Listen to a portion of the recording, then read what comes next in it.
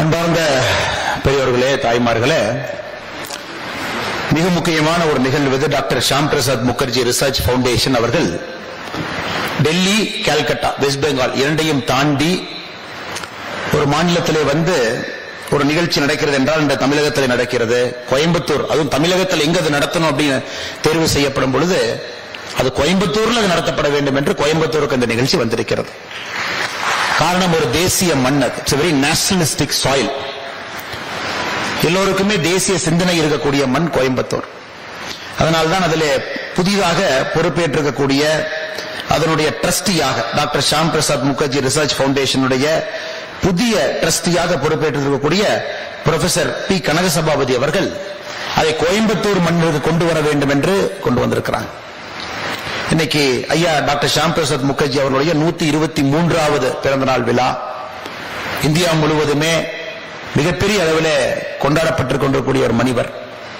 காரணம், அவருடைய சிந்தனைகள் எல்லாம் காலம் கடந்த சிந்தனை. அந்த காலத்திலே 1945 அவருடைய பேச்சுக்கள், எழுத்துக்களை தொடர்ந்து நாம் பார்க்கும் பொழுது காலத்தை தாண்டி நிற்கக்கூடிய சிந்தனைகள். இன்னைக்கு 2023 இந்த நாள்ல நம்ம கோயம்புத்தூர்ல பேசுறோம் அப்படின்னா கூட அந்த சிந்தனைகள் முழுதாக இந்த நாட்களுக்கும் இந்த நாளுக்கும் பொருந்தக்கூடிய ஒரு சிந்தனை. இன்னைக்கு இந்த very prestigious doctor Shyama Prasad Mukherjee research foundation அதனுடைய ஹானரி டைரக்டராக இருக்கக்கூடிய டாக்டர் அனிர்பன் கங்குலி அவர்கள் is a true Bengali mind. We all know the concept of Bengali mind. It's very sharp, it's very nationalistic in orientation. It's very rich, it's very agile. That's how we have seen Bengalis for a long time. Before communists came in and captured that space. Some of the richest Indian literature originated in Bengal. Some of the great sons of Mother India, they came from Bengal. Who took on the mighty British? Like Dr. Anirban Ganguly was telling, they literally had to divide Bengal in 1905 just to quell the voices of nationalism down. That is a very, very rich soil. I am very happy Dr. Anirban Ganguly has come to Tamil Nadu, which has got a similar glorious, rich history of nationalism in the soil. Some of the great servants of our Tamil land, they took on the mighty British Empire in their own way in the last 250 years, right after the East India Company has set its foot into this great Bharat. So it's only fitting a very eminent Bengali, a very intellectual Bengali, a true Bharatian spirit, Dr. Anirban Ganguly has come to Coimbatore to talk about Dr. Sham Prasad Mukherjee and his contribution and his thinking that is still so relevant in this current age and time, that is going to be relevant in the future as well. And thank you very much, sir, for coming all the way to Coimbatore. We are very happy that you have come to our soil. And more importantly, I believed you should have taken 30 minutes of my time also. Such a great, fantastic speech.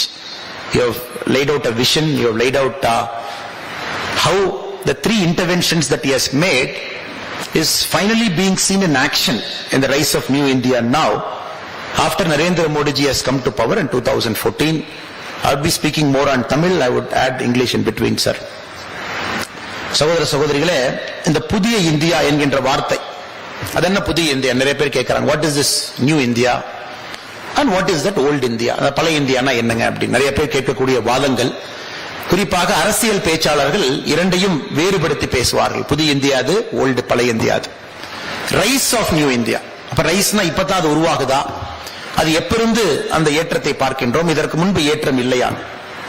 சகோதரர்களே, 250 ஆண்டுகளுக்கு முன்பு, if we travel back 250 years behind, the great Angus Madison, a British economist, while trying to understand the emergence of China, the emergence of India over the last 50, 60, 70 years, specifically China, he laid out a roadmap how these countries were behaving 250 years before.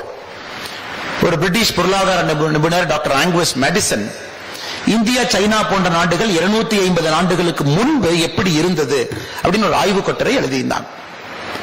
அந்த ஆய்வு கட்டுரையில 250 ஆண்டுகளுக்கு முன்பு உலக பொருளாதார உற்பத்தியில், the world GDP-ல அவர் இந்தியாவிற்கு கொடுத்திருக்கக்கூடிய பங்கு 23%.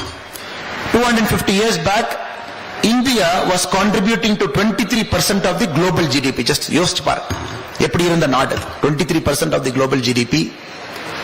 அதன் பிறகு இன்னைக்கு 1947, 2000, 2014 வரை இந்தியாவுடைய கான்ட்ரிபியூஷன் டு குளோபல் ஜிடிபிங்கிறது ஒரு சிங்கிள் டிஜிட்ல, அதுவும் 1.2, 1.3, 1.4, 1.5 இந்த மாதிரி ஒரு நம்பர்ல இந்தியா இருந்துச்சு. எப்படி இருந்த நாடு எப்படி மாறி இருக்கிறது, இப்ப மறுபடியும் எப்படி மாறிக்கொண்டிருக்கிறது என்பதை உணர்த்துவதற்காகத்தான் ரைஸ் என்கின்ற வார்த்தையை பயன்படுத்துறாங்கன்னு நான் நினைக்கிறேன். குறிப்பாக இந்த நிகழ்ச்சியை நடத்தக்கூடிய ப்ரொஃபசர் கனக சபாபதி அவர்கள் ரைஸ் என்கின்ற வார்த்தை மறுபடியும் ஏறுகின்ற நாடு அப்படின்னு பயன்படுத்துறாங்க. இன்னைக்கு உலகத்துல குறிப்பா நம்முடைய பள்ளிகளுக்கு போகும் பொழுது நம்முடைய ஜியோகிராபி புத்தகத்தை திறந்து பார்த்தோம் அப்படின்னா the world will look India centric. காரணம் நம்ம இந்தியால இருக்கோம், பாரதத்தில் இருக்கோம். நம்முடைய குழந்தைகள் ஒரு ஜியோகிராபி புக்கை ஓபன் பண்றாங்கன்னா it will look exactly India centric. India centre of the world இருக்கும், நம்மை சுற்றி நாடுகள் இருக்கும். இது அமெரிக்காவுக்கு போயிட்டோம்னா அவங்களுடைய ஜியோகிராபி புத்தகத்துல அமெரிக்கா சென்டர் ஆஃப் த குளோபா இருக்கும், அவர்களை சுற்றி நாடுகள் இருக்கும். பிரிட்டன் போயிட்டீங்கன்னா அந்த மாதிரி இருக்கும். ஒரு நாடுகளும் அவர்களுடைய பாட புத்தகத்தில் அந்த நாடு தான் சென்டரா இருக்கும். ஆனா இன்னைக்கு நாம் என்ன முயற்சி எடுக்க போறோம் அப்படின்னாங்க, நான் பேசுகின்ற அடுத்த ஒரு 40 நிமிடத்துல உங்கள் அனைவரையும் கொஞ்சம் இந்தியாவிலிருந்து மேலே எடுத்து செல்ல வேண்டும் என்பது என்னுடைய ஆசை. Like a bird we will fly much above Bharat to get an understanding of what is happening in the world. இந்த உலகத்தில் இன்னைக்கு என்ன நடக்குது, கடந்த ஒரு 75 ஆண்டுகளாக என்ன நடந்துச்சு, அடுத்து இந்தியாவில் நடக்க போதுன்னு மறுபடியும் பறவைகளை போல கீழே வந்து நம்முடைய நாட்டிலிருந்து அமர்ந்து பார்ப்போம். we will go one level up. ஒரு சில 100 கிலோமீட்டர் மேல பறந்து பார்ப்போம். உலகத்தினுடைய வரைபடத்தை பார்த்தீங்க அப்படின்னா கடந்த ஒரு 50-60 ஆண்டுகள்ல நிச்சயமாக உலகத்தினுடைய பொருளாதார நாடுகள், the global super powers என்று சொல்லக்கூடிய நாடுகள் America, Russia, Britain, Japan, post world war 2 ரீகன்ஸ்ட்ரக்ஷனுக்கு பிறகு ஜெர்மனி போன்ற நாடுகள். உலகத்தினுடைய சிந்தனை இந்த நாடுகளை சார்ந்து இருந்தது. அவங்க எழுதின புத்தகத்தை படிப்போம், அவங்களுடைய மெடிக்கல் ஸ்கூலுடைய தீசிஸை இம்ப்ளிமெண்ட் பண்ணுவோம், அவர்களுடைய பொருட்களை விரும்பி வாங்குவோம், அந்த பொருட்களை இந்தியாவுடைய பொருட்களுக்கு பெஞ்ச்மார்க் பண்ணுவோம், அந்த நாடுகளுடைய ரிசர்ச் பேப்பரை ப்ராடக்டை இந்தியாவில் உற்பத்தி பண்றதுக்கு முயற்சி பண்ணுவோம், அந்த நாடுகளை பகிச்சிக்காம வாழ முயற்சிப்போம்.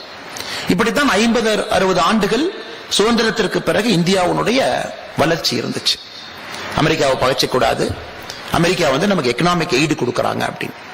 சமீபத்தில் நம்முடைய பிரதமர் நரேந்திர மோடி அவர்கள் அமெரிக்கா சென்றிருந்த பொழுது ஒரு ஆங்கில சேனல்ல தொகுப்பு போட்டிருந்தாங்க. இதுவரைக்கும் இந்தியாவில் எந்தெந்த பிரதமர்கள் அமெரிக்கா போயிருந்தாங்க, என்னெல்லாம் இந்தியாவுக்கு கொண்டுட்டு வந்தாங்க அப்படின்னு அந்த தொகுப்பு இருந்துச்சு. அதை பார்க்கும் பொழுது ரொம்ப ஆச்சரியமாக இருந்தது. பண்டிட் ஜவஹர்லால் நேரு அவர்கள் he visited the US at this time. திரும்பி வரும் பொழுது he brought more economic aid to India அப்படிங்கிற வார்த்தை இருக்கும். அமெரிக்கா போனாங்க நேரு அவர்கள், திரும்பி வரும் பொழுது எக்கனாமிக் எய்டு கொண்டு வந்தாங்க அப்படின்னு. அதன் பிறகு அவருடைய மகள் இந்திரா காந்தி அவர்கள் அமெரிக்காவுக்கு போனாங்க, இன்னும் சிறப்பாக எக்கனாமிக் எய்டு கொண்டு வந்தாங்க அப்படின்னு இருக்கும். அல்லது இந்த பிரதமர் போனாங்க, வீட்டு கொண்டு வந்தாங்கன்னு இருக்கும். அல்லது இந்த பிரதமர் லண்டன் போனாங்க, 1991 நம்ம ஒரு பெட்ரோல் வாங்குவதற்கு கூட தடுமாற்றத்தில் இருந்த பொழுது கோல்டு அடமான வச்சு பேங்க் ஆஃப் இங்கிலாந்துல இருந்து பணத்தை கொண்டு வந்தோம். இதெல்லாம் நம்ம பார்க்கிறோம். இதை வந்து ஒரு காலத்துல இந்தியால பெருமையாக பத்திரிகையில் எழுதினாங்க. They wrote it with a lot of patriotism. You see how Nehruji was received, how Nehruji was given a god of honor. எப்படி நேரு அவர்களோட அமெரிக்காவுடைய பிரசிடென்ட் அந்த கார்ல டிராவல் பண்ணாங்க, அதனால இந்தியாவுக்கு வந்து அதிக எக்கனாமிக் எய்டு கிடைச்சது. அப்ப என்ன ஆகுதுன்னாங்க, India was never truly free. Freedom, the great Dr. Rabindranath Tagore says, freedom comes from the mind first. The true freedom means you are free from all bondage, from everything that is supposed to bound you. அதாவது என்னுடைய பார்டர்ல இருந்து மட்டும் நான் தப்பிச்சுக்கிட்டேன், என்னுடைய நாட்டில், என்னுடைய சொந்த நாட்டில் என்னுடைய ஆட்சியாளர்கள் என்னை ஆளுகின்றார்கள் என்பது உண்மையான ஃப்ரீடம் கிடையாது. டாக்டர் ரவீந்திரநாத் தாகூர் அவர்கள் எப்பவோ இந்த ஃப்ரீடத்தை பத்தி சொல்லியிருக்காங்க. உண்மையான ஃப்ரீடம் கிடையாது. கிட்டத்தட்ட கை கட்டி பல ஆண்டுகளாக நம்முடைய ஃபாரின் பாலிசி என்பது மேற்கத்திய நாடுகளை சார்ந்து இருந்துச்சு. எப்படி ஓட்டு போட வேண்டும் என்று சொல்வார்கள் ஐநா சபையில், அப்படித்தான் நீங்க ஓட்ட போடும். ஓட்ட மாட்டி போட்டீங்கன்னா எக்கனாமிக் எய்டு உங்களுக்கு கட்டாயிரும். நமக்கு எக்கனாமிக் எய்டு கட்டாயிருச்சுன்னா எப்படி நம்முடைய நாட்டு மக்களை பாவர்ட்டி லைன்ல இருந்து மேல எப்படி கொண்டு வர்றது? அப்ப இருந்தக்கூடிய ஆட்சியாளர்களுக்கு மனசுல ஒரே பிரச்சனை. அதனால அமெரிக்காவை சார்ந்து போனோம். All the single vote that India has put in the United Nations General Assembly at different points of time were tied to Western interest, their thinking and their way of looking at the world. ரஷ்யாவை balance பண்ணும். ரஷ்யாட்ட இருந்து நமக்கு arms வருது. Strategic partnership ரஷ்யாவோட இருக்கு. China பக்கத்துல இருக்கு. China நம்மளை அட்டாக் பண்ண வந்தா ரஷ்யா சைனாவை அட்டாக் பண்ண சொல்லலாம். அப்ப நாம தப்பிச்சுக்குவோம். ரஷ்யாவை பேலன்ஸ் பண்ணணும். சோ ரஷ்யாக்கு அந்த வடிவேலு சொல்ற மாதிரி இங்க ஒரு குத்து, தென்னை மரத்துல ஒரு குத்து. தமிழ் படத்துல நல்லா இருக்கும். எதுக்கு ஓட்டு போட்டேன்னா, தென்னை மரத்துக்கு ஒரு குத்து போட்டேன், அதுக்கு ஒரு குத்து போட்டேன்.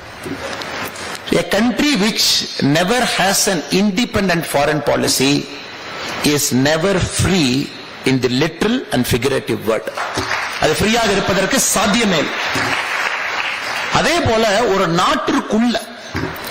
நாட்டிற்குள்ள இருக்கக்கூடிய குடிமகன்கள் இத்தனை மாநிலங்கள் இருக்கு. வடகிழக்கு இருக்கு, காஷ்மீர் இருக்கு, தமிழகம் இருக்கு, குஜராத் இருக்கு, 4 பகுதிகள்.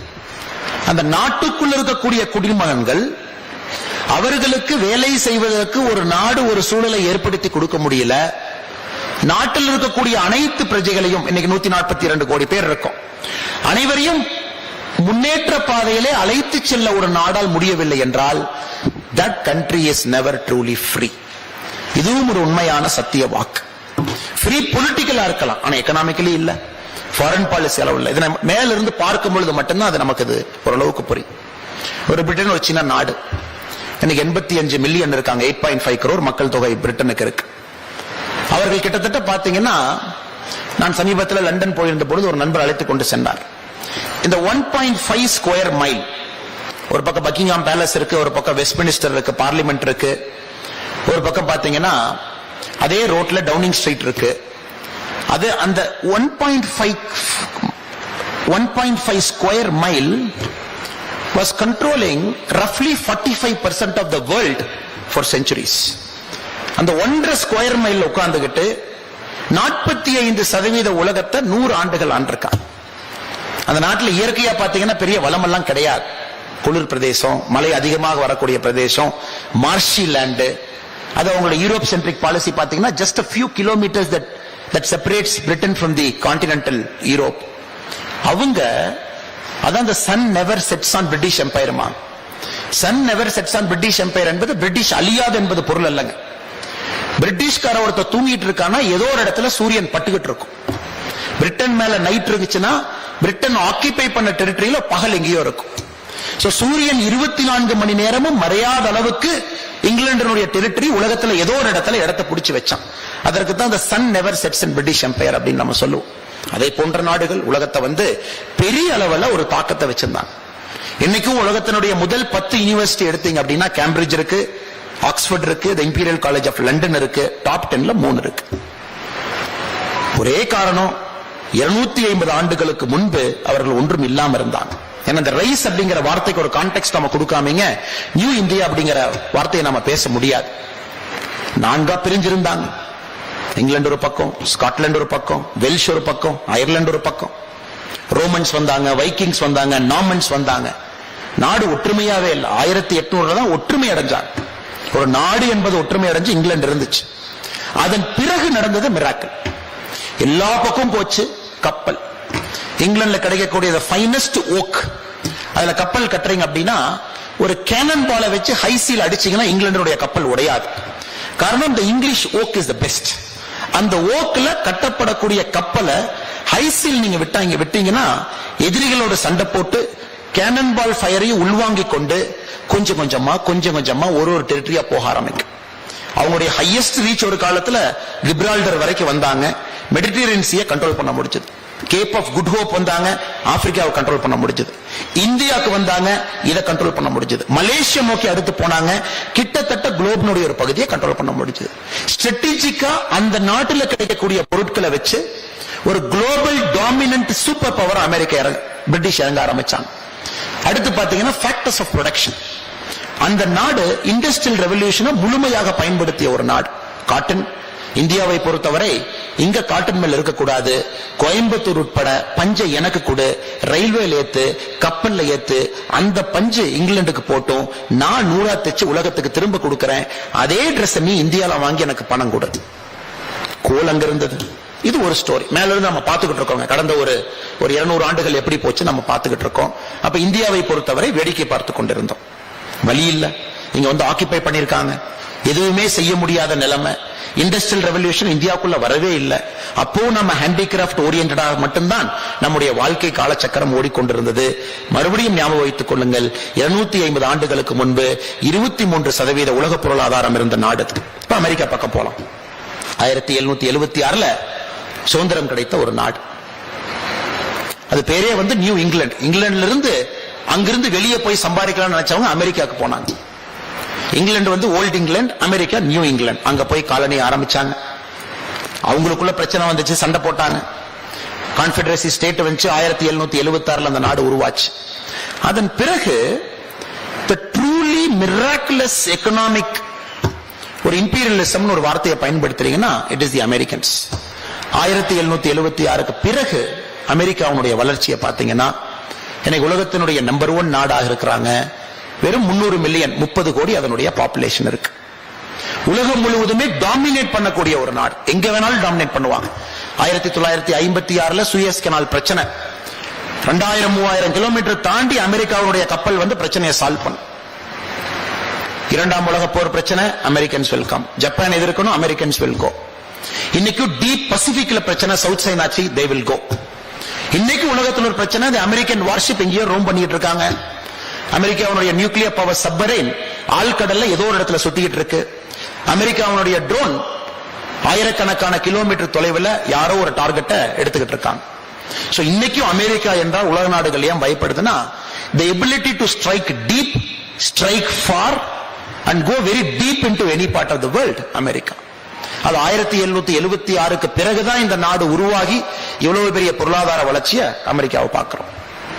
போஸ்ட் வேர்ல்டு வார் 2க்கு பிறகு சில நாடுகள், குறிப்பாக ஜப்பான், குறிப்பாக ஜெர்மன், இந்த நாடுகளுடைய வளர்ச்சி, the German way, German precision, made in Japan, Japan product, இதெல்லாம் பார்க்கிறோம். நமக்கே ஆச்சரியம்.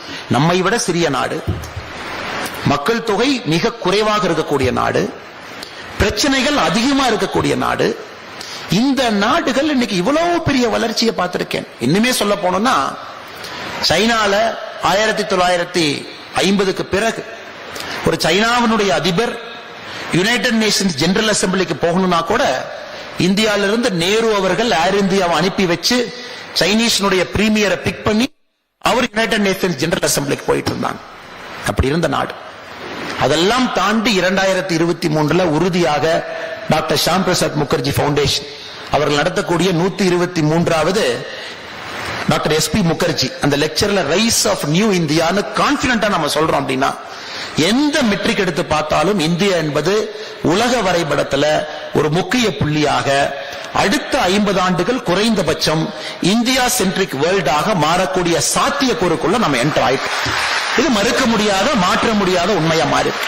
அதை அடுத்து நம்ம கொஞ்ச நேரத்தில் பார்க்க போறோம். எப்படி why are we arguing, என்ன டேட்டா வச்சு நம்ம சொல்றோம், எதற்கு இந்தியா சென்ட்ரிக் வேர்ல்டா இருக்கும் நம்ம சொல்றோம். அப்படி முதல் தலைப்பு, அப்படி இருக்குன்னு ஆர்கியூ பண்றேன், ஒருவேளை உங்களை நான் கன்வின்ஸ் பண்ண பாக்குறேன், ஒருவேளை நீங்களும் கன்வின்ஸ் ஆகுறீங்க அப்படின்னா, nobody can aspire to be a big country, a great country, a superpower status if you are not economically very dominant. economically ஒரு நாடு வந்து வளரவில்லை என்றால் எந்த நாடு இது சொன்னாலும் கூட அது வெறும் கனவாக மட்டும்தான் இருக்கும். 2014 மோடி அவர்கள் வந்து அமரும் பொழுது உலகத்தினுடைய 11வது பெரிய பொருளாதார நாடு. நீங்க கேட்கலாம் 11 பெரிய பொருளாதார நாடு இப்ப 2023 என்னன்னு நீங்க கேட்கலாம். 9 ஆண்டுகள்ல 11வது பெரிய பொருளாதார நாடாக இருந்து நாம் இன்னைக்கு உலகத்தினுடைய 5வது பெரிய பொருளாதார நாடாக முன்னேறி இருக்கு. சரி, அப்ப 2004 இந்தியா எங்க இருந்தோம்? 2004 உலகத்தினுடைய 12வது பெரிய பொருளாதார நாடா இருந்தோம். 2004 இருந்து 2014 10 ஆண்டுகள் India claimed from 12th to 11th. 2014 இருந்து 2023 9 ஆண்டுகள் India claimed from 11th to 5th. அதனாலதான் ரைஸ் என்கின்ற வார்த்தை பயன்படுது. India is truly, clearly, visibly, very importantly அந்த எக்கனாமிக் பவர் ஹவுஸா மாறக்கூடிய அந்த அற்புதமான ஒரு தருணத்திற்குள்ள இந்த நாடு அடியெடுத்து வைத்திருக்கிறது. அது 2-3 காரணங்கள். ஒன்று, நம்முடைய ரிசோர்ஸ். அந்த ரிசோர்சஸ் எப்படி பயன்படுத்தணும் அப்படின்னு நான் பிரிட்டனை பத்தி பேசும்போது ஒரு வார்த்தையை சொன்னது, ஃபைனஸ்ட் ஓக் ட்ரீ என்கின்ற வார்த்தையை சொன்ன. இங்கிலாந்து இருக்கக்கூடிய ஓக்கு மரத்தை வெட்டி அதை எடின்பராவிலேயோ இங்கிலாந்துல இருக்கக்கூடிய ஏதோ ஒரு கோஸ்டல் சிட்டிலேயோ அந்த ஓக் மரத்தை இங்கிலாந்துடைய கப்பலாக செஞ்சு அதை ஒரு ஸ்ட்ராட்டஜிக் அட்வான்டேஜாக எப்படி இங்கிலாந்து மாத்தி குளோபல் ஹைசியை டாமினேட் பண்ணி ஒரு பெரிய பொருளாதார நாடாக உருவாச்சோம். மறுபடியும் அந்த திரும்ப அதே வரங்க பாருங்க. Your resources in your country, how do we optimise and use it அப்படிங்கிறது தான் இந்த எல்லா நாடுகளுமே இருக்கு.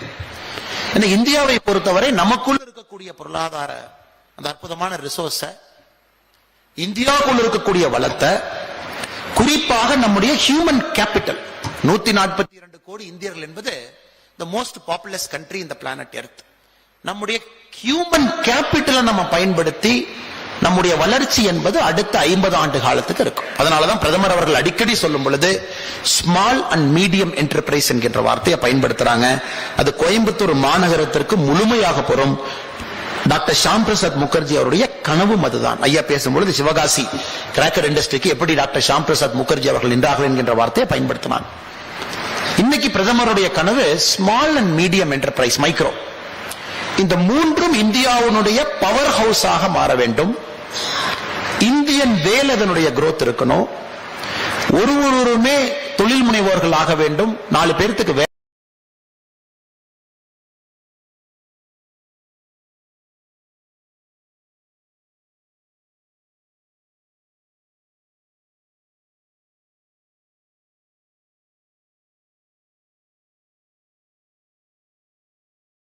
மைக்ரோ, ஸ்மால், மீடியம் என்டர்பிரைஸ் அதை வாங்கியிருக்காங்க. புதிய டெக்னாலஜி, புதிய மிஷினரி, இன்னொரு 4 பேருக்கு வேலை, கெப்பாசிட்டி எக்ஸ்பான்ஷன், இது எல்லா இடத்திலும் தமிழகத்திலிருந்து அனைத்து இடத்திலும் இந்தியாவில் நடந்துட்டு இருக்கு. அது இன்னைக்கு என்ன பண்ணுதுன்னாங்க, $3.6 trillion எக்கானமி அதை மாத்திருக்கு. நம்முடைய நாட்டு இன்னைக்கு 5வது பெரிய பொருளாதார நாடு, $3.6 trillion எக்கானமியா மாத்திருக்கு. நமக்கு மேல 4வது பெரிய பொருளாதார நாடு, 3வது பெரிய பொருளாதார நாடு ஜெர்மனி அண்ட் ஜப்பான் இருக்கு.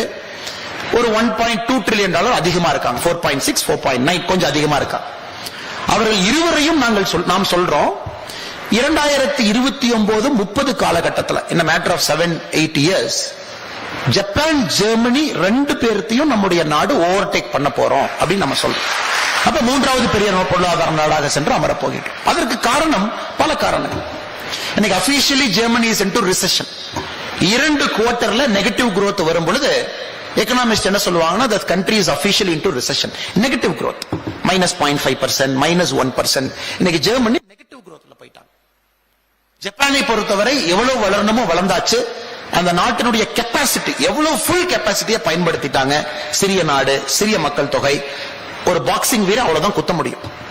If you go for a 60 kg welterweight championship, 60 kg காரன் அவ்வளவுதான் குத்தலாம். India is 120 kg gorilla, 142 crore weight இருக்கக்கூடிய. நம்முடைய பஞ்ச் இன்னும் ஷார்ப்பா. ஜப்பானுடைய பஞ்ச பார்த்தாச்சு. 60 kg ஒரு welterweight featherlight வந்து அடிச்சுட்டு போயிட்டான். இப்ப இந்தியாவுடைய காலம். அதனாலதான் இன்னும் தைரியமா சொல்றோம், 142 கோடி பேர் இருக்காங்கப்பா. இத்தனை பேர் படிக்கிறாங்க, இத்தனை பேர் காலேஜுக்கு போறாங்க, இத்தனை பேர் BE ஆகுறாங்க, டாக்டர் ஆகுறாங்க, இத்தனை பேர் கம்பெனி ஆரம்பிக்கிறாங்க. So the world economists they project India is going to hit. இப்ப ஏர்னஸ்ட் யங் இன்னும் ஒரு படி மேல போறான். ஏர்னஸ்ட் யங் சொல்றான் 2047 முடியும் பொழுது இதே மாதிரி இந்தியா போச்சுன்னா, இதே மாதிரி ஸ்டேபிள் டெமோக்ரஸி இருக்கு, இதே போல ஆட்சியாளர்கள் India கிடைச்சாங்கன்னா 2047 the per capita income of one Indian would be $15,000 அப்படின்னு ஏர்னஸ்ட் யங் சொல்றான். அப்ப இன்னைக்கு பொருளாதார கால்குலேஷன்ல பாத்தீங்கன்னா $15,000 என்பது 12 லட்சம் ரூபாய். அதாவது ஒரு இந்தியன் சராசரியாக 12 லட்சம் ரூபாய் 2047 அவங்களுடைய சம்பாதனை இருக்கும். இன்னைக்கு ஒரு இந்தியனுடைய சராசரி வருமானம் என்பது 90,000 ரூபாய். 90,000 2047 முடியும் பொழுது 12 லட்சத்துக்கு இந்த நாடு வந்து தாவப்போகுது. இந்த matter of 20 years.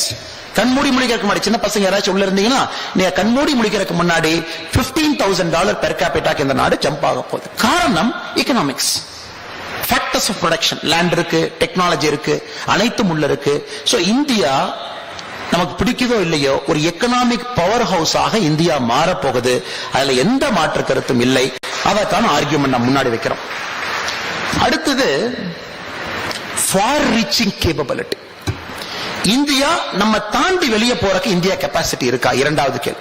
American US போனாங்க, வியட்நாம் போனாங்க, தேர் இன்டு டீப் பசிபிக்ல இருக்காங்க. சவுத் சைனா சி வரைக்கும் அமெரிக்காவுடைய ஏர்கிராஃப்ட் கேரியர் சுத்துது. விமானம் எங்கேயோ பறந்துகிட்டு இருக்கு. ஒரு ஈரான் ரெவல்யூஷனரி கார்டு அதனுடைய சீஃப் சுலைமான் யாரோ இருக்காங்க. அமெரிக்காவில் ட்ரோன் ஆபரேட்டர் எங்கேயோ உட்கார்ந்து இருக்காங்க புளோரிடால. இந்த ஈரான் ரெவல்யூஷனரி கார்டனுடைய சீஃபாக இருக்கக்கூடிய இவர் ஒரு ஈராக் ஏர்போர்ட்டுக்கு போறாரு. அங்கிருந்து ட்ரோன் வந்து அடிக்குது. யார் அடிச்சா யாரை கொண்டாங்கன்னா யாருக்கும் தெரியல. இங்கே இருந்து குண்டு போடுறீங்களா, அமெரிக்கால இருந்து குண்டு போடுறாங்க, இல்லையா கான்டினென்ட் தாண்டி குண்டு போடுறீங்க. அமெரிக்காவுடைய ரீச் இன்னைக்கு இந்த மாதிரி இருக்கு. ஈரான்ல ஒரு நியூக்ளியர் பவர் பிளான்ட் நட்டான்ஸ்ங்கிற இடத்துல அது முற்றிலும் ஒண்ணுமே இல்லாம அதை பண்றாங்க. எங்க வேணாலும் சைபர் அட்டாக் பண்றாங்க. எந்த நாட்டினுடைய டெமோக்ரஸியை கூட நாங்க தான் டிட்டர்மைன் பண்றோம்னு சொல்ற அளவுக்கு இன்னைக்கு அமெரிக்கா இருக்கு. இப்ப இந்தியா எங்க வரும்? Can we see India reaching there? 2047 நம்ம பொருளாதாரத்தை பேசிட்டோம். We spoke about $15,000. We spoke about $27 trillion economy நம்ம பேசிட்டோம். அப்ப இந்தியாவுடைய ஃபார் ரீச்சிங் கெப்பாசிட்டி. அதத்தான் நீங்க பிரதமர் அவர்கள் அமெரிக்கா பயணத்தை பார்க்கணும். பிரதமருடைய அமெரிக்கா பயணத்தை உன்னிப்பா பார்க்கணும். பிரதமர் போறார். இன்னைக்கு the world's best company brain future அப்படின்னா டெஸ்லாவை சொல்லலாம். அவ சோலார்லி நம்பர் 1, ஆட்டோமேட்டிக் கார்ஸ்ல நம்பர் 1, ஸ்பேஸ் எபிலிட்டில நம்பர் 1, எல்லாத்துலயும் நம்பர் 1 இருக்காங்க. இன்னைக்கு அவங்களுடைய சோலார் டெக்னாலஜிங்கிறது 40-50 ஆண்டுகள் முன்னாடி போயிட்டாங்க டெஸ்லா உன்னுடைய. ஏன்னா அவங்க பேட்டரிக்காக அந்த சோலார் டெக்னாலஜியை கண்டுபிடிக்க ஆரம்பிச்சாங்க. இன்னைக்கு எலன் மஸ்க் சொல்றார், I am a fan of Modi அப்படிங்கிறார். நீங்க எல்லாம் உன்னிப்பா பார்க்கணும். இந்த வார்த்தையை நீங்க சாதாரணமா பார்க்க கூடாது. அப்புறம் கூகுளுடைய சிஇஓ சுந்தர் பிச்சை, நம்ம தமிழ்காரர், நம்ம ஊருக்காரர், அவரு சொல்றாரு எப்படி ஒரு நாடுகள் ஒரு பாதையை போட்டாங்க. Americans they build the railways, Europeans they build the roadways. Modi is building the digital economy. இதெல்லாம் சாதாரண வார்த்தை இல்லைங்க. The railways contributed to the Americans growth. The roadways contributed to the Europeans growth. இன்னைக்கு சுந்தர் பிச்சை சொல்றாரு, a person who sits at that level, who operates in all the countries of the world, who has got a bird's eye view of what is happening in each country. Sundar Pichai பிரதமரை பார்த்துட்டு ஒரு வார்த்தை சொல்றாரு, பிரதமர் is building, laying the pipeline for the future of the world by his digital economy. அப்ப இந்த digital economy, அப்ப road முடிஞ்சுதா, அப்ப ஏர்போர்ட்ல முடிஞ்சிருச்சா? டிஜிட்டல் எக்கானமி அவர் சொல்றாரு.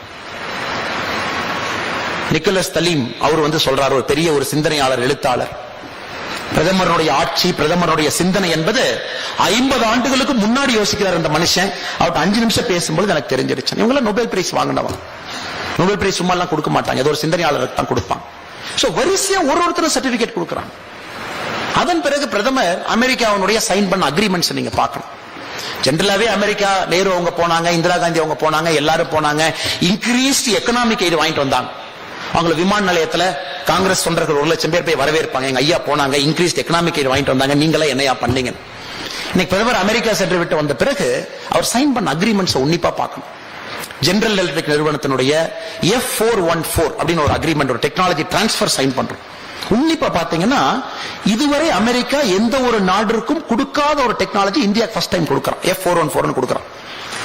இது F-18 விமானத்துல பயன்படுத்தக்கூடிய இன்ஜின் டெக்னாலஜி தேஜஸ்க்கு கொடுக்கறான். டெக்னாலஜி அப்படியே டிரான்ஸ்பர் பண்றான். நீ இந்தியாலயே இந்த டெக்னாலஜி, இந்த இன்ஜினை செஞ்சு கையாங்கறான். பார்ட்ஸ் இங்கேயே மேனுஃபேக்சர் பண்ணிக்கங்க. அப்ப கோயம்புத்தூர்காரங்க நீங்க யாராச்சும் செய்ய போறீங்க அந்த பார்ட்டை, அது தேஜஸ்ல பறக்க விடுங்க. சோ ஃபார் ரீச்சிங் எபிலிட்டி உங்களுக்கு வேணும்னா you should have a superior army, navy and air force. You should have a should really dominate the sky. You should dominate the water. You should dominate the land.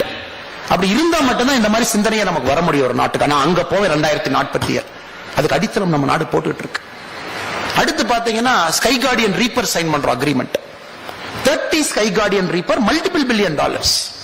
Drones 30 drone, அதுல 14 drone Indian நேவிக்கு போகுது. மிச்சிருக்கக்கூடிய 16 8 பிரிச்சு army கெட்டு கொடுக்கிறோம், air force கெட்டு கொடுக்கிறோம். Sky guardian reaper first time it is coming outside US. அது வந்தவுடன் நம்ம drones will enter China. அந்த ஹைட்ல, இமாலயன் ஹைட்ல will take the drone. So we will have the ability to see what is happening. யார் எங்க வர்றீங்க, எங்க பேஸ் போடுறீங்க, who is coming inside. அந்த ஐஸ் கேப்பபிலிட்டி நமக்கு இல்லாததை இந்த ஸ்கை கார்டியன் ட்ரோன் பூர்த்தி செய்யுது. உங்களுக்கு தெரியும், நீ ட்ரோன் டெக்னாலஜில ஒரு நாடு முன்னாடி இருக்குன்னா இட் இஸ் இந்தியா.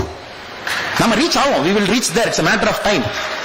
அந்த military technology drones அப்படிங்க, it's a matter of time. அந்த கேப் ஃபில் பண்ற வரைக்கும் நமக்கு இது தேவைப்படுது. இது ரொம்ப ஆச்சரியம். என்ன அமெரிக்கன்ஸ் இந்தியாவுக்கு சைன் பண்றாங்க, இந்தியா கொடுக்கறாங்க. அமெரிக்கா நோஸ், நீ இந்தியாவுக்கு கொடுக்கலனா கோவிட் வேக்சின் கண்டுபிடிச்ச மாதிரி அவனே கண்டுபிடிச்சிட்டு போயிடுவாயான். இப்ப கொடுத்தீங்கன்னா நாளைக்கு அவதாச்சும் கண்டுபிடிச்சா நமக்கு கொஞ்சம் கொடுப்பான். That is strategic thinking. ஸ்ட்ராட்டஜிக்கா திங்க் பண்றாங்க ஸ்ட்ராட்டஜிக் திங்கர்ஸ். நீ கொடுக்கலினாலும் மோடிஜி கண்டுபிடிக்கத்தான் போறாரு. அது 5 வருஷமா 6 வருஷமா ஆக போகுது. கொடுத்தீங்கன்னா அவர் ஏதாச்சும் கண்டுபிடிச்சாருன்னா நமக்கு நாளைக்கு ஏதாச்சும் 2-3 தள்ளி விடுவாருப்பா 20 வருஷம் கழிச்சு. அப்படித்தான் ரிலேஷன்ஷிப் பில்ட் பண்ணணும். சோ நீங்க எந்த பிஎம் போற விசிட்டி சாதாரணமா பார்க்க கூடாது. You should see what is signing, என்ன பண்றாரு, என்ன காரணத்துக்கு அதை பண்றாங்க. இப்ப நம்முடைய ரீச்சை எக்ஸ்பாண்ட் பண்றோம். 2019 நேவி டே பிரதம மந்திரி நரேந்திர மோடி அவர்கள் சொன்னார்கள், ஐ அட்மையர் சோலாஸ் ஒரு வார்த்தையை பயன்படுத்துறாங்க. ஏன்னா செங்கோலை கொண்டு போனதுக்கு இன்னைக்கு மட்டும் காரணம் இல்லைங்க, அது பிரதமருடைய ஸ்ட்ராட்டஜிக் திங்கிங் ஒரு காரணம். 2019 நேவி டே அந்த விழால பிரதமர் பேசும்போது he says, I admire Cholas because they had a real blue water navy ஒரு வார்த்தையை பயன்படுத்துறார். The blue water navy என்பது உங்களுடைய நாட்டை தாண்டி ஆயிரக்கணக்கான கிலோமீட்டர் கான்டினென்ட் தாண்டி ஒரு கப்பல் போனா மட்டும்தான் ப்ளூ வாட்டர் நேவிங்கிற பட்டத்தை கொடுப்பாங்க. Americans have it, British have it, Russians இருந்துச்சு. Maybe 1 or 2 countries might have, not at full capacity. இன்னைக்கு இந்தியா ஒரு ப்ளூ வாட்டர் நேவியை நோக்கி நாம போறோம். அதாவது என்னுடைய ஏர்கிராஃப்ட் கேரியர்ஸ் ரஷ்யாட்ட இருந்து நான் வாங்கியிருந்தாலும் கூட ஃபர்ஸ்ட் ஏர்கிராஃப்ட் கேரியர் நானே சொந்தமா பில்ட் பண்ணிட்டேன், 2வது ஏர்கிராஃப்ட் கேரியர் நிறுத்தி இருக்கேன். என்னுடைய சப்மெரின்ஸ் நியூக்ளியர் சப்மெரின்ஸ் நான் பில்ட் பண்றேன். அக்குலா கிளாஸ்ல இருக்கு. அது எங்க வேணாலும் போகும், சைலண்டா போகும். டீசல் இன்ஜின் சப்மரீன்ல இருந்து diesel engine submarine the sonics will pick up. அதனாலதான் நியூக்ளியருக்கு போறோம். It can go very deep, it can stay in water very deep, it can patrol the high seas at a longer duration. Very importantly, it will not emit a sound so that no sonar can pick up. இன்னைக்கு nuclear submarine பிரதமர் launch பண்றாரு. நீங்க just ஒரு பத்திரிகை செய்தியா பார்க்க கூடாது. பிரதமர் சோலா செஞ்சதை பிரதமர் செஞ்சுக்கிட்டு இருக்காரு ஒரு படியா. அவர் ஸ்ட்ராட்டஜிக் திங்கர். பிரதமர் is not an ordinary man. அவர் 50 ஆண்டுகள் கழிச்சு இந்தியாவை பொசிஷன் பண்ணிருக்கார். அவர் சைன் பண்ற ஒரு agreement is positioning India for 2070 2080 position பண்ணிருக்காரு இன்னைக்கு. So deep water navy capability இன்னைக்கு இந்தியாவுக்கு வர ஆரம்பிக்குது. அதனால ஆஸ்திரேலியாவோட போய் குளோபல் சீல இது பண்றோம், ட்ரைனிங் எக்ஸசைஸ் பண்றோம். குவாடோட போறோம், ஜப்பானோட போய் அங்க சுத்திக்கிட்டு இருக்கோம். அமெரிக்கன், ஜப்பான் அண்ட் ஆஸ்திரேலியா நாமெல்லாம் குவாட் ஃபார்ம் பண்றோம். கான்டினென்ட் தாண்டி ட்ரைனிங் எக்ஸசைஸ் நடந்துட்டு இருக்கு. நீங்க பாத்தீங்கன்னா இந்தியன் நேவி எங்கேயோ ஒரு பக்கம் சுத்திக்கிட்டு இருக்காங்க. சம்பந்தமே இல்லாம கான்டினென்ட் தாண்டி நேவி ட்ரைனிங் எக்ஸசைஸ் இருக்கு. மலபார் எக்ஸசைஸ் இங்கெங்கயோ பண்ணிட்டு இருக்கும். ஸ்ட்ரைட் ஆஃப் மலாக்காவை காப்பாற்றணும், சுயஸ் கெனாலை காப்பாற்றணும். 80% ஆஃப் தி குளோபல் ட்ரேட் இந்தியாவை சுத்தி இந்தியன் ஓஷன்ல போயிட்டு இருக்கு. தி பெட்ரோலியம் கம்ஸ் ஹியர். யாராச்சும் ஒரு ஸ்ட்ராட்டஜிக் பிளாக்கேட் போட்டாங்கன்னா இந்தியாவை சோக் பண்ண முடியும். சைனீஸ் ஸ்ட்ரிங் ஆஃப் பர்ல்ஸ் ஒன்னு ஆரம்பிச்சான். பங்களாதேஷ்ல போய் மியான்மர்ல சித்துவேங்கிற போர்ட் எடுத்தான், பங்களாதேஷ்ல ஒரு போர்ட் எடுத்தான், ஸ்ரீலங்கால ஹம்பன்டோட்டா எடுத்தான், பாகிஸ்தான்ல கராச்சி எடுத்தான். இது பாருங்க முத்து மாலை மாதிரி இருக்கும். கராச்சி, ஹம்பன்டோட்டா, பங்களாதேஷ் ஒன்னு, சித்வே. கரெக்டா பாத்தீங்கன்னா முத்து மாலை மாதிரி. இந்தியாவை அப்படியே கேப்சர் பண்ணி வச்சிருந்தாங்க. இத காங்கிரஸ் 10 ஆண்டுகள் வேடிக்கை பார்த்து கொண்டிருந்தது. Any time they would have choked India. Karachi போட்ட சைனா எடுத்து வேலை செய்யும். ஹம்பன்டோட்டா போர்ட் இன்னைக்கு 99 வருஷம் சைனாட்ட லீஸ்ல இருக்கு இன்னைக்கு தேதியில். That happens to be the Mahinda Rajapaksa's MP constituency also. இப்போ உங்களுக்கு ஸ்ரீலங்கன் பிரச்சனை என்னன்னு உங்களுக்கு புரியும். சித்வே ஃபுல் சைனீஸ். அவருடைய நேவல் எபிலிட்டி, அவங்களுடைய ரடார்ல இருந்து சித்வேல வச்சிருக்கான். மியான்மர் கொக்கோ ஐலண்ட்ஸ் பங்களாதேஷ் அங்க வச்சிருக்கான். இத மோடிஜி உடைக்கிறார், இத சிந்திக்கிறார். 50 ஆண்டுகள் இதை பண்ணல அப்படின்னா சைனீஸ்கார உள்ள இந்தியாவை நெருக்கிட்ட அப்படின்னா மூச்சு கூட விட முடியாதுன்னு அதை உடைத்து நம்முடைய நேவி இன்னைக்கு குளோபல் சீஸ் வர்றார். நீ என்னடா இங்க வர்றது, என்ன ஆஸ்திரேலியா போவங்கிறார். நீ என்ன இங்க வர்ற, நான் வியட்நாமோட பேசிட்டு சவுத் சைனா சி விடுவாங்கிறார் வண்டிய. அப்ப Modiji is not an ordinary prime minister, is a strategic deep thinker. அடுத்த கட்டத்திற்கு இந்த நாட்டை பொசிஷன் பண்ணிட்டு இருக்கு. இங்க இருக்கிற அரசியல்வாதிகள் புரிஞ்சுக்கிறதுக்கே 100 வருஷம் வேணும். அவர் என்ன செய்யறார், என்ன இந்தியாவை எப்படி பொசிஷன் பண்றார், அவர் பிளான் என்ன, மினிமம் 100 வருஷம் வேணும். தமிழக அரசியல்வாதிகளுக்கு 200 வருஷம் வேணும். அது எந்த மாற்றுக்கு இருக்கும். அதை உடைச்சு we are going into the heights. இன்னைக்கு பாத்தீங்கன்னா the world's best intelligence sharing 5 eyes alliance னு சொல்றாங்க. 5 English speaking democratic countries they are together called 5 eyes alliance. Americans, Canadians, Britons, New Zealand and Australia. இந்த 5 நாடுகள் ஒன்னா அவங்க இன்டெலிஜென்ஸ் ஆபரேட்டிவா ஒன்னா வச்சிருக்காங்க. வேர்ல்டு ஃபுல்லா பேஸ் இருக்கு. 5 ஐஸ், 5 கண்ணுகள் உலகத்தை பார்த்துட்டு இருக்காங்க. பிளைட்ஸ், ஏர்கிராஃப்ட்ஸ் எல்லாத்தையும் மானிட்டர் பண்றாங்க. கார்கோ ஷிப்ஸ் எல்லாம் என்ன நடக்குது. அதுக்கு வேற வேற இடத்துல பேஸ் இருக்கு. 5 பேர் கேப்பபிலிட்டி, இங்கிலீஷ் பேசணும், டெமோக்ராட்டிக்கா இருக்கும். ஒரு நாடுகளும் இன்னைக்கு கூட்டா வளர பாக்குறாங்க, அவங்களுக்குள்ள ஸ்ட்ராட்டஜிக் பார்ட்னர்ஷிப் போடுறாங்க. இந்தியா இத்தனை காலமாக தனிச்சு நினைச்சு, இப்ப மோடிஜி எதுக்கு இத்தனை நாட்டுக்கு போறாருங்க? காங்கிரஸ்காரன் கேட்கிறான், ஐயோ மோடிஜி சுற்றுப்பயணம் போயிட்டாரு, மோடிஜி எல்லா நாட்டுக்கு போனாரு, வரவு செலவு கணக்கு குடியான். இது எப்படின்னா ஃபைட்டர் பிளேன் நிறுத்திட்டு என்னையா மைலேஜ் கேட்கிற மாதிரி. எதுக்கு எவ்வளவு? மோடிஜி மட்டும்தான் உலக அளவில் ஒரு இந்திய பிரதமராக சரியான அந்த கால்குலேஷனை புரிஞ்சுக்கிட்டாரு. Every country has got one vote in the General Assembly. அது டோகோவா இருந்தாலும் ஒரு ஓட்டு, பாப்பா நியூகினியாவா இருந்தாலும் ஒரு ஓட்டு, நீ அமெரிக்காவா இருந்தாலும் ஒரு ஓட்டு தான், நீ ரஷ்யாவா இருந்தாலும் ஒரு ஓட்டு. அதனால்தான் இதுவரை எந்த பிரதமரும் போகாத நாட்டுக்கு நம்ம பிரதமர் போறார், அமைச்சர்கள் அனுப்பி வைக்கிறார், கேபினட் மினிஸ்டர்ஸ் போறாங்க. கேட்காத ஆப்பிரிக்கன் நாடுகளுக்கு முதலா போய் இந்தியா பார்ட்னர்ஷிப் போயிட்டு இருக்கு. ஏன்னா we have to dominate the United Nations General Assembly in a matter of time. நம்மளுடைய அம்பிஷன் ஓபன் சீக்ரெட்டாவே நம்ம தெரிவிக்கிறோம். we will come and take our place in the high table னு ஓபனா நம்ம சொல்றோம். நேரு அவர்கள் மாதிரி the permanent membership P5 was first offered to India. Doctor அனில்பர் கங்குலிஜிக்கு தெரியாதல்ல, ப்ரொஃபசர் கனகசபாஜருக்கு தெரியாதல்ல, நமக்கு தான் கொடுத்தாங்க veto status in United nation general Assembly. Nehru சொன்னாங்க, இல்ல இல்ல எங்களுக்கு கொடுத்தீங்கன்னா சைனாக்கார பிரச்சனை பண்ணுவான், சைனாக்காரனை கொடுத்துருங்க. India gave our seat in the P5 to China. It's a recorded history. Nehru has written, document இருக்கு. எங்களுக்கு வேணா சைனா கொடுங்கனார், எங்களுக்கு கொடுத்தா சைனாக்கார எங்களை பார்த்து. நம்ம பக்கத்து மாநிலத்தில் ஏகே ஆண்டனியா டிஃபென்ஸ் மினிஸ்டரா இருந்தாங்க. பாராளுமன்றத்தில் 2011 பேசினாங்க. இதுக்கு அவங்க பார்டர்ல எல்லாம் எது டெவலப் பண்ணாம வச்சிருக்கீங்கன்னு ஒரு எம்பி கேள்வி கேட்டார். தட் இஸ் த பெஸ்ட் ஸ்ட்ராட்டஜிங்கிறார். என்னங்க ஸ்ட்ராட்டஜிங்க? நீ பார்டர்ல போய் ரோடு போட்டா சைனாக்காரன் நோண்டுவான், அதனால ரோடே போடாம விட்டுட்டோம். ஏன்னா 4 பேர் வருவான் போவான், 2 கிலோமீட்டர் பிடிப்பான், ஒரு 100 கிலோமீட்டர் பிடிப்பான், அது ஒரு பிரச்சனை ion. He officially said in the parliament, government of India officially believes if you don't develop the border areas, that is the best strategic defense for India ன்னு சொல்றாரு ஒரு இந்தியாவுடைய டிஃபென்ஸ் மினிஸ்டர் பாராளுமன்றத்தில்.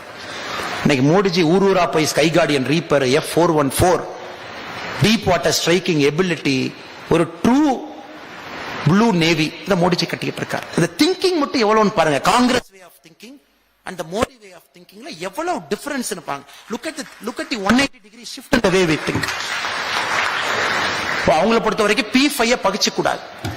நீங்க மோடிஜிய ஒயிட் ஹவுஸ்ல வச்சு என்னதான் விருந்து கொடுத்தாலும், Modiji said India will have an independent foreign policy. நீ எடுக்கிற முடிவுக்கெல்லாம் நான் கையெழுத்து போட மாட்டேன், நீ என்ன வேணாலும் விருந்து கொடு. மோடிஜிக்கு ஒரு விருந்து இல்ல 2 விருந்து கொடுத்து பார்த்தாங்க.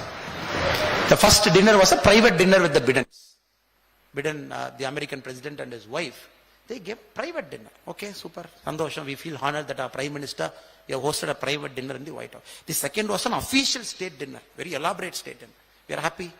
எங்க பிரதமருக்கு 2 இரவு நீங்க ஒயிட் ஹவுஸ்ல போட்டீங்க. அதுக்கப்புறம் உக்ரைனை பத்தி கேட்டாங்க. உக்ரைனை பத்தி ஏதாச்சும் PM சொல்லிட்டு போவாராங்க. India will deal Ukraine, India will deal Russia, we know how to deal, we will deal. இவ்வளவு சாப்பாடு போட்டு, இவ்வளவு தூரம் கூப்பிட்டு, இவ்வளவு தூரம் ஐஸ் வச்சு, பெரிய கார்ட் ஆஃப் ஆனர்லாம் கொடுத்து, because the third thing we are coming is an independent foreign policy. ஒரு நாட்டுக்கு ட்ரூ இண்டிபெண்டன்ட் ஃபாரின் பாலிசி இருக்கும் பொழுது மட்டும்தான் அந்த நாடு உண்மையாலுமே ஃப்ரீ என்கின்ற வார்த்தைக்கான அர்த்தம் அந்த நாடுக்கு இருக்கு. இன்னைக்கு we are not bound by anybody. ரஷ்யாட்ட நம்ம ஆர்ம்ஸ் வாங்கிட்டு இருந்தோம் உண்மைதான். AK-47 we brought it from Russia, tanks we brought it from Russia, technology we brought it from Russia. அது பழசு. 2013-14 காலகட்டத்தை எடுத்து பார்த்தீங்கன்னா India's net export in defence was 660 crore, 686 கோடி ரூபாய். 2013-14 இந்தியாவுடைய டிஃபென்ஸ் எக்ஸ்போர்ட் 686 கோடி. இன்னைக்கு India's exporting in defence 16,000 crore. 16,000 crore, 23 times we have increased. 85 நாடுகளுக்கு நம்முடைய டிஃபென்ஸ் இன்னைக்கு டிஃபென்ஸ் ப்ராடக்ட் போகுது. Chetak light weight helicopter South American கண்ட்ரீஸ்ல ஓடிட்டு இருக்கு. நம்மளுடைய மேக் இன் இந்தியா வெப்பன்ஸ் இன்னைக்கு போகுது, இன்க்ளூடிங் த கன்ஸ் போகுது, ஆர்ட்டிலரிஸ் போகுது. புல்லட் ப்ரூஃப் ஜாக்கெட் அமெரிக்கால இருந்து வாங்குற காலகட்டத்தை தாண்டி இந்தியால இருந்து வெளியே அனுப்புறோம். இன்னைக்கு ஜஸ்ட் ஒரு சின்ன ஷிஃப்ட் பாருங்க. So you are not dependent on Russia. இன்னைக்கு Russia is depend on India in a way because அவங்க ஆயில நம்ம வாங்கி ஆகணும். வாங்குறோம் பிகாஸ் நேஷனல் இன்ட்ரெஸ்ட் பொறுத்த வரைக்கும் you get a cheap oil. ரஷ்யன்ஸ் பொறுத்த வரைக்கும் you get money. European Union பிளாக்கேட்ல இருந்து எஸ்கேப் ஆக ரஷ்யாக்கு ஒரு வாய்ப்பு. நீங்க சிந்திச்சு பாருங்க எப்படி ஃப்ரீ பண்றாரு பாருங்க இந்த மனுஷன். அங்கங்க ஆக்டோபஸ் மாதிரி கையெல்லாம் சிக்க வச்சு உட்கார்ந்து வந்தோம் 70 ஆண்டுகளா. கையை எங்கேயும் எடுக்க முடியாம அப்படியே ஜாம் ஆகி கிடந்தது. ஒன்னா ரிமூவ் பண்ணிட்டு இருக்காரு. ரஷ்யா இருந்து கம்ப்ளீட்டா வெளியே வந்தாச்சு. வாங்குறோம் but at our agreement, at our level. Russia is a friendly country, yes. We have a strategic partnership, absolutely. But we are not dependent. Americans, நாம பேசணும். எப்படி அமெரிக்காவே அந்த சிவப்பு கம்பளத்தை விரிச்சு ஓடி வர்றாங்க அதையும் பார்க்கிறோம். Because Americans know it is going to be India's century in the coming times. So India இன்னைக்கு தான் 2023ல உறுதியாக சொல்ல முடியும் India is truly free as a country என்கின்ற வார்த்தையை பயன்படுத்தும். யுனைடெட் நேஷன்ஸ்ல we see an issue, ஒரு பிரச்சனையை பார்க்கிறோம். இந்தியாவுடைய ஸ்ட்ராட்டஜிக் நேஷனல் கோர் இன்ட்ரெஸ்டுக்கு அந்த இஷ்யூவை எப்படி பேலன்ஸ் பண்ணணும்னு பார்க்கிறோம்.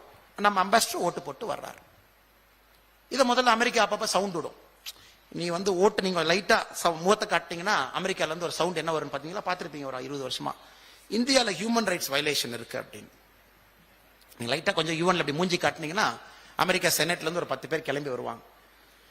We are deeply pained by the human rights violation that is happening in India. செனட்ல ஒரு செனட்டர் பேசுவார்.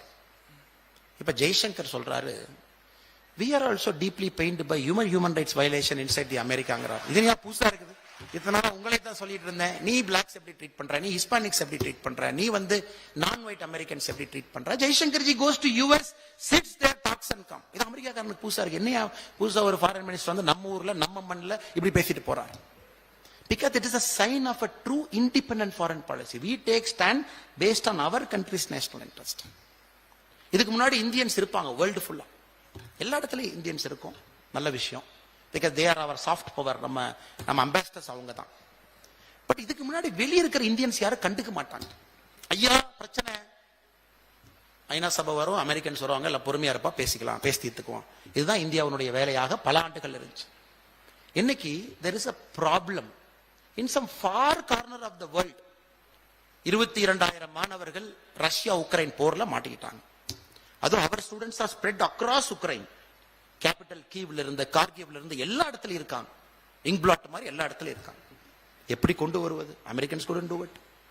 Modi is the only prime minister who stopped the war for 5.5 hours. 2 நாட்டை நிறுத்துறார். இது பக்கத்து நாடு இல்லைங்க, இது இன்னொரு கான்டினென்ட்ல நிறுத்துறார். பக்கத்து கான்டினென்ட்ல வார நிறுத்துறார். ஒரு 5.5 மணி நேரம் 2 சும்மா இருங்கப்பா அப்படி. சேஃப் பேசேஜ் கிரியேட் பண்றார் நெய்பரிங் கண்ட்ரிக்கு. அதுக்குள்ள நம்ம குழந்தைகளை கொண்டு வந்து தமிழ்நாட்டில் 1990 குழந்தைகள் 2000 குழந்தைகளை கொண்டு வர ஒரு நியூ இந்தியா, புது இந்தியா அப்படிங்கிற வார்த்தைக்கு இப்ப வர ஆரம்பிச்சிட்டோம். லாஸ்ட் 20 மினிட்ஸ் புது இந்தியா. நாட்டை தாண்டி கான்டினென்ட்டை தாண்டி வர்றானுங்கப்பா அவனுங்க. பத்திரமா குழந்தைங்களை கூட்டிட்டு போறாங்க பாருங்க அப்படின்னு. சமீபத்தில் சூடான் அக்கிபிக்கி ட்ரைப்ஸ் கர்நாடகாவில் ப்ரிடாமினண்டா இருப்பாங்க. அவங்கள அந்த குருவி வியாபாரம் செய்யக்கூடியவங்க, அவங்கள சூடான்ல போய் மாட்டிக்கிட்டாங்க. The first evacuation happened. Yes, it happened.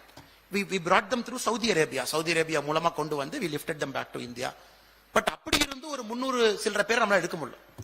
ஏன்னா அவங்க வந்து they are right in that fighting zone. North Sudan south Sudan சண்டை போடுது, காட்டம்ல மாட்டிக்கிட்டாங்க, பிரெக்னன்ட் உமன் இருக்காங்க, வயசானவங்க இருக்காங்க, அவங்களால டிராவல் பண்ண முடியல, ரிஸ்கி. இப்ப இதுவரை அமெரிக்கா மட்டும் யோசிக்கிறத மோடி யோசிக்கிறார். Sir fighting zone, war zone, 300 பேர் மாட்டிக்கிட்டாங்க. மோடிஜி சொல்றாரு ஆபரேட் இந்தியன் ஏர்ஃபோர்ஸ்ங்கிறார். Minded, it is not your neighboring country. You have to travel thousands of kilometers, refuel, land. India lands its plane in Khartoum, Sudan. Heavy war, artillery bombing. ATC tower இல்ல, பேசல யாரும். ரன்வேல வந்து குண்டி குண்டியா குழி இருக்கு. How did our Air Force people land?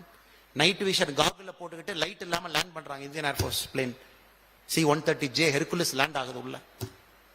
Commandos are in that plane, Indian commandos. Again mind it, we are operating in a continent, not in the neighboring country which is just across the border. Land பண்றோம், commandos வெளியே வர்றாங்க, 300 பேர்த்து ஏத்துறோம், take off பண்றோம், மும்பைல வந்து இறக்கி விடுறோம். Thank you very much. இல்ல ஆச்சரியம் என்னன்னா போகும்போது அமெரிக்கன் சொல்றாங்க நீங்க போறீங்கன்னு கேள்விப்பட்டோம், எங்க ஆளுங்க கொஞ்சம் இருக்காங்க, கூட்டிட்டு வந்தா நல்லா இருக்குங்க. So India officially brought some Americans also in the plane because the Americans requested India to bring. We gave to Americans, we said, thank you for your economic aid அப்படின்னு சொன்னோம். பாருங்க என்ன எபிலிட்டி பாருங்க. Look at the way ஆப்கானிஸ்தான்ல யாரோ ஒரு பாதிரியார் மாட்டிக்கிட்டார். We negotiate, use the offices of the world powers. ஒரு இந்தியனுக்கு 6 மாசம் 8 மாசம் நெகோஷியேட் பண்ணி ரிலீஸ் பண்ணி தூக்கிட்டு வந்து கொடுத்துட்டோம். குவைத் போறோம், ஆபரேஷன் கங்கா, ஆபரேஷன் காவேரி எல்லாம் ஃபர்ஸ்ட் டைம் நம்ம வாழ்க்கையில கேட்கிறோம், என்னடா இந்த நாடு இப்படி எல்லாம் போகுது. New India. One Indian citizen anywhere in the world, Modi will come for you. நம்ம தமிழ்நாடு 2014 வரை 1947 இருந்து 2014 வரை குறிப்பாக நம்முடைய கடல், because we have a sea boundary, நம்முடைய கடலை பொறுத்த வரைக்கும் பாத்தீங்கன்னா 81 மீனவர்கள் இலங்கை நேவியால சுட்டுக் கொல்லப்பட்டிருக்காங்க. இங்க closer to home, because that is our issue, நம்ம இஷ்யூ. அது 81 மீனவர்கள் இலங்கை நேவியால சுடப்பட்டிருக்காங்க. இப்ப நீங்க 2014 முன்னாடி சொல்லுங்க, ஆஃப்டர் 2014 இல்ல. That is again the power of New India. நம்முடைய மீனவர்களே இப்ப ஹைசிக்கு போறாங்க, not some நம்ம citizen living in some other continent. இந்தியாவுக்கு பக்கத்தில் இருக்கிற ஷோர் லைன் சேவ் பண்ணி கொடுத்திருக்கோம். ஒன்னும் பிரச்சனை இல்லை, நீங்க போயிட்டு வாங்க. we will take care. economically we are there, we are behind you. இன்னைக்கு நம்ம மீனவர் டீப்பா போறாங்க, இன்னும் ஆழமா போறாங்க. they going and coming back safely. இது நம்ம தமிழ்நாட்டுக்கு பொருந்தது only in the Modi era, rise of New India. so முதல் முறையாக நாம் சொல்லலாம், இந்தியாவை பொறுத்தவரை ஒரு இண்டிபெண்டன்ட் ஃபாரின் பாலிசி நமக்கு இருக்கு. அதனால் நிச்சயமாக இந்த நாடு அடுத்த 25 ஆண்டுகள் 2047 வரும் பொழுது ஒரு தன்னிகரல்லா ஒரு நாடாக மாறும் என்பதில் எந்த மாற்று கருத்தும் இல்லை. இப்ப அடுத்தது சாஃப்ட் பவர். எக்கனாமிக்ஸ் பேசிட்டோம், நம்முடைய ஃபார் ரீச்சிங் எபிலிட்டி கேப்பபிலிட்டி பேசணுங்க. we spoke about air force, Rafales வந்துருச்சு, காம்பன்சேட் பண்றோம், ஹை ஆல்டிடியூட போக முடியும். அதுல ஒரு முக்கியமான கருத்தையும் ஃபார் ரீச்சிங் எபிலிட்டி சொல்லணும், அக்னிபாத் வந்துச்சு. தமிழ்நாட்டில் இருக்கிற எல்லா அரசியல்வாதிகளும் ஐயோ அக்னிபாத்தை நாங்க எதிர்க்கிறோம். All political parties of Tamil Nadu they wanted to oppose Agnipath. மோடிஜியினுடைய திங்கிங் என்னங்க? two thinking he had. one, the future war is going to be a mountain warfare. High ஆல்டிடியூட்ல ஒருவேளை இந்தியா சண்டை போடுதுன்னா இங்க சைனாவோட தான் நம்ம சண்டை போட போறோம். ஏன்னா சைனாவும் வளருது, நாமளும் வளர்றோம், சைனாவோட வேகமா வளர்றோம், டெமோக்ராட்டிக்லி வளர்றோம். சைனாக்கார சும்மா இருக்க மாட்டான். Next 25 years we might have some trouble. நடக்கத்தான் போகுது, அது காலத்தினுடைய கட்டாயம். மோடி இருக்காரு, பாத்துக்குவார். அப்ப it is going to be a high mountain warfare. Chinese ஆர்மியினுடைய average age is below 30. Indian ஆர்மியினுடைய average age is above 30. Young legs வேணும். சோ மோடிஜி வந்தோடனே முதல்ல பண்ணதே 2 மவுண்டன் டிவிஷனை உருவாக்கினார் இந்த இந்தியன் ஆர்மி.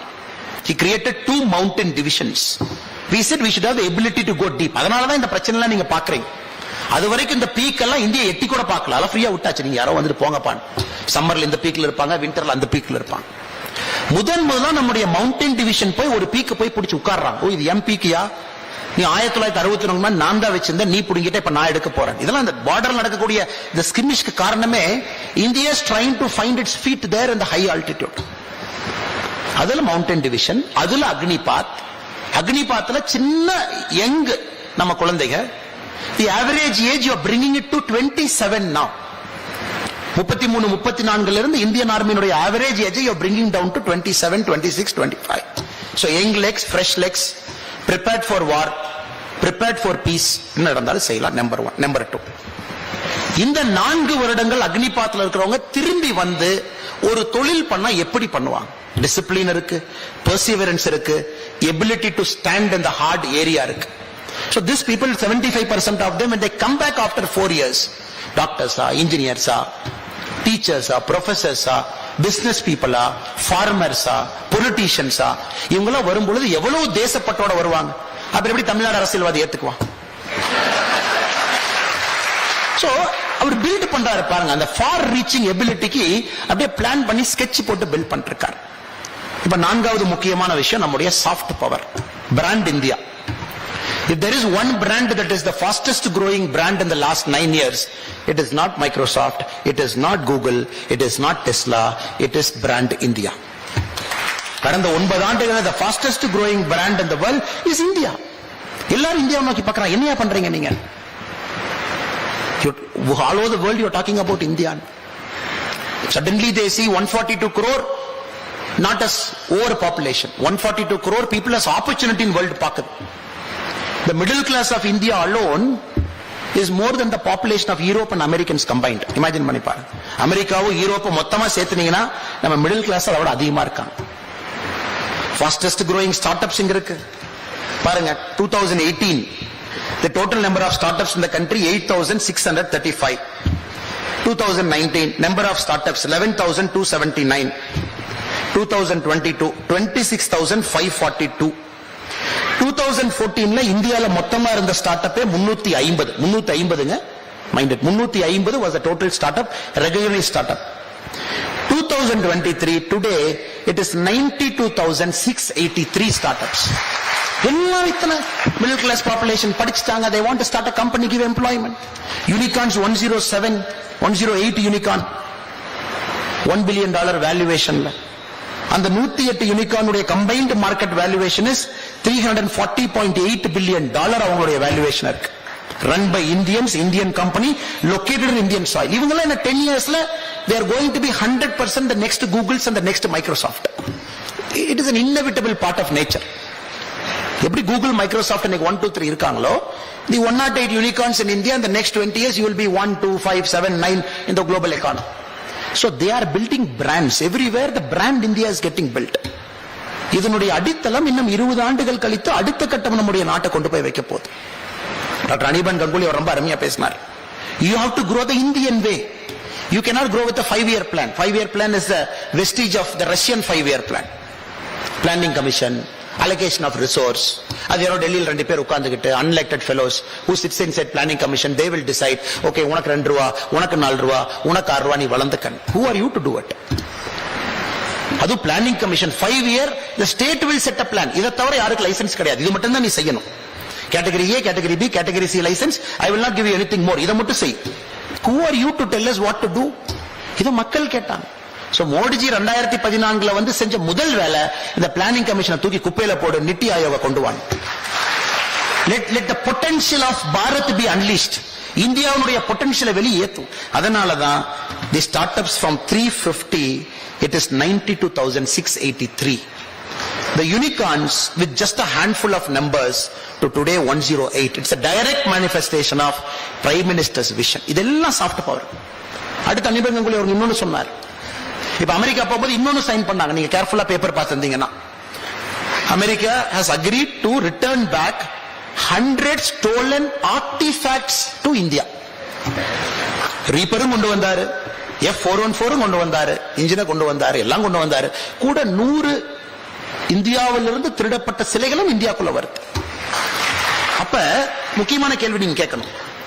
1970 இருந்து 2014 வரைக்கும் எத்தனை சிலை வந்துச்சு? இங்க எவ்வளவு பெரிய திருடங்களா இருந்தாங்கன்னா ஒரு ஆங்கிலேயன் வந்து தாஜ்மஹாலே கழட்டிட்டு போயிடலாம் ஐடியா பண்ண. பட் கழட்டுறக்கு டெக்னிக் தெரியாதனால விட்டுட்டாங்க. ஏன்னா அது வந்து ஃபர்ஸ்ட் ரயில் ஏத்தி கப்பலுக்கு கொண்டு போய் ஏத்தணும்னு ஒரு மாஸ்டர் பிளான் எல்லாம் போட்டாங்க.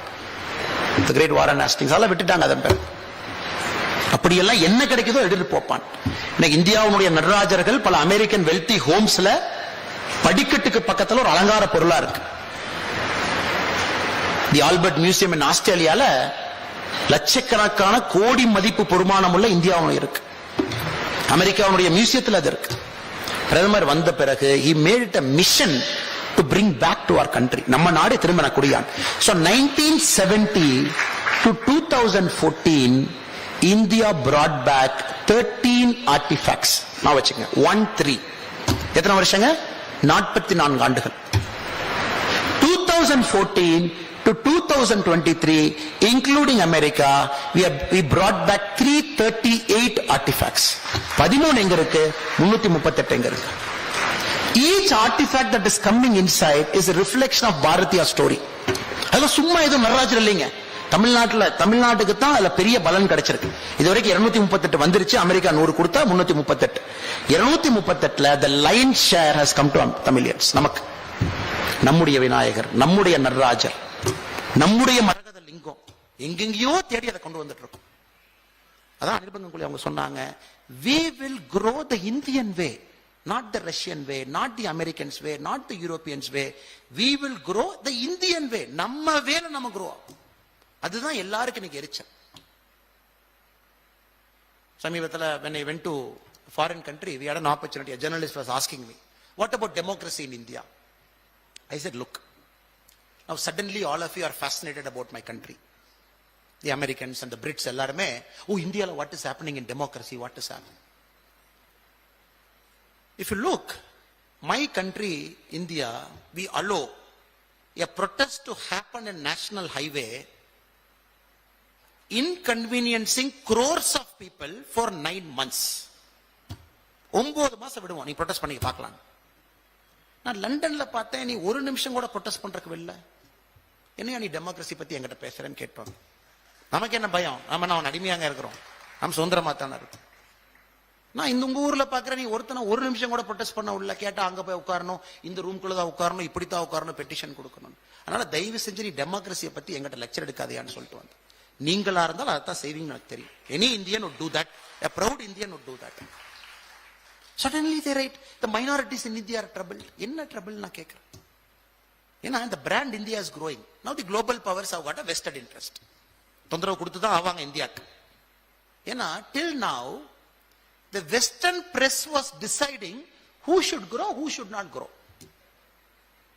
ஒரு வாஷிங்டன் WSG இருக்கலாம், வால் ஸ்ட்ரீட் ஜேர்னலா இருக்கலாம், ஒரு நியூஸ் வீக்கா இருக்கலாம், ஒரு டைமா இருக்கலாம், ஒரு கார்டியனா இருக்கலாம், ஒரு டெய்லி பீஸ்டா இருக்கலாம். இவங்க Britain and American, the English speaking nations, they will decide how the world should look at India and China. Till now they were deciding how the world should look at you. Sir, what time is your flight, sir?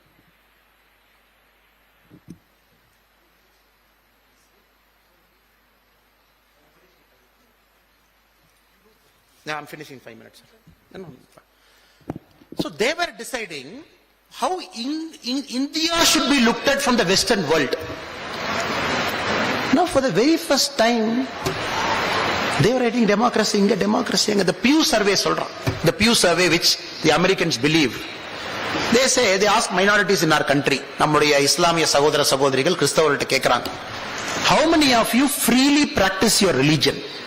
98% our Indian Muslim brothers say, 98% say, I freely practice my religion in India.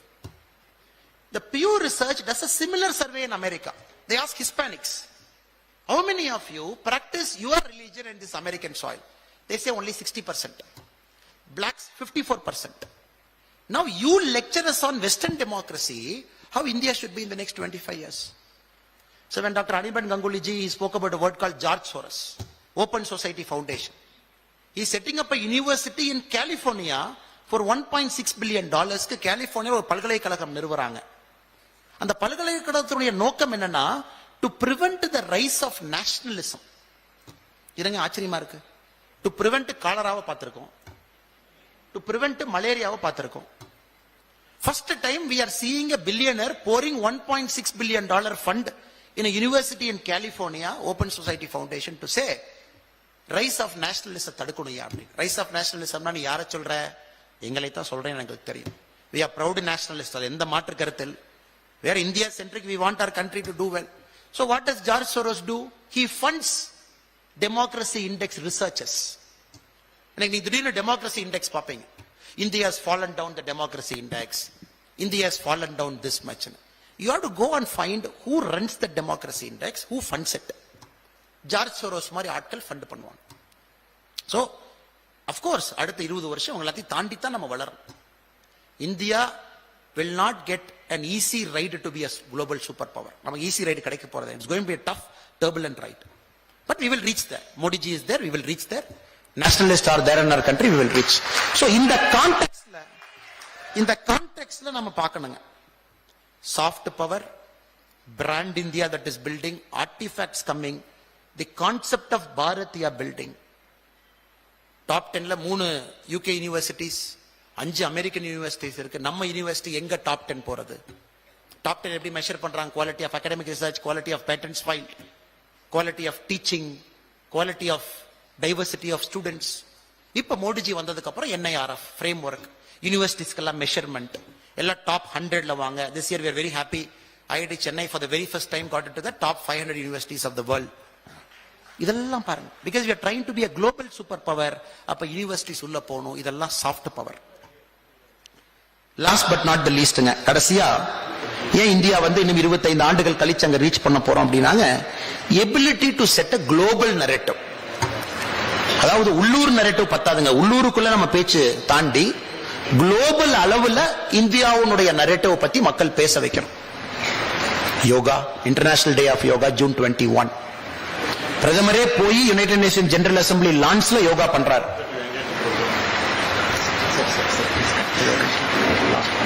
Thank you, sir. Thank you so much for coming, sir. Very important. Thank you, sir. I'll give you a call. சாரிங்க, 5 நிமிடத்தில் நான் முடிச்சிடறேன். கடைசி பகுதிக்கு வந்து விட்டோம். Ability to set a global narrative.